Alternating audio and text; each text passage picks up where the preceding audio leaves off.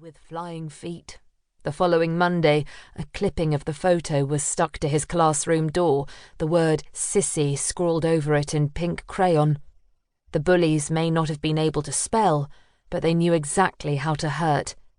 A week later, they rammed their point home with flying fists, just in case Nick hadn't got the message. He had, loud and clear, and so had I. That was the last time I let him leave the house alone, and Nick didn't dance again for 6 months. I grit my teeth at the memory, fighting the urge to sweep back a wayward strand of his white blonde hair. Nick hates any public display of affection these days. He only shows his softer side at home now, although lately I've seen little evidence even of that.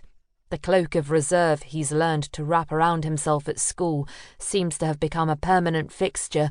Sometimes I feel like he wants to disappear inside it completely. It's only on stage that Nick is truly himself, and that is the cruel paradox of life for my shy, whimsical son.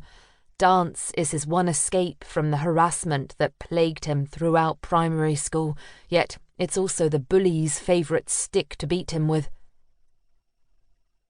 Secondary school will be easier, his new head teacher promised, mixing with older kids who had more consciousness of their own foibles and therefore less inclination to tease others about theirs. I wonder if it's true. I wonder if Nick would tell me if it isn't.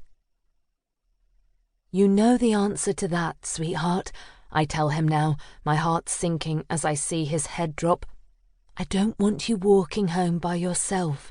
It's too cold today anyway, I add coaxingly. I'll bring the car and wait in the usual spot, okay? Fine, his new favourite word. Just phone me when you're out, yes? Rehearsals have been cancelled this evening. The weekend starts here. I try to engage him in a smile. We can watch a movie if you like. Your choice. Maybe get takeout for dinner as well. He continues to stare at his feet, and I kick myself for the careless reminder of happier times. Craig always used to bring home Nick's favourite pizza on Friday evenings. It's the sleepover tonight, at Adrian's. He looks up now, chin jutting and eyes widening with a faltering blend of hope and unusual defiance. Oh yes, I keep my tone mild as I see him bracing himself for yet another tussle on the subject that has dominated every conversation for the last 2 weeks. Don't pretend you've forgotten. I'm not, love. I know it's tonight, and you know my answer to that, too. I reach out to squeeze his arm, wondering if I dare risk another hug, glancing around to check if there are any groups of smirking Year 7s loitering nearby. No sleepovers. Maybe soon, I compromise, feeling guilty as I see his head dip once more. But not yet. Soon, he huffs. You said that on fireworks night, and that was weeks ago. But that was at Jason's house. I try not to let my wariness of the older boy show. Nick might be a gentle soul, but he's 12, almost a teenager, and I remember all too well from my own turbulent teens that nothing cements a friendship like being told it's forbidden. So, he was going to set rockets off in their backyard, remember? I tut. He obviously takes after his dad. I know I sound a little churlish, but I can't resist the jibe. I might once have been best friends with Jason's mum, but even then there was no love lost between me and her husband.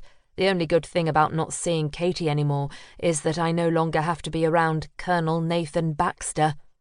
He was just messing about, Mum. It's called having fun. Bright blue eyes roll in exasperation again.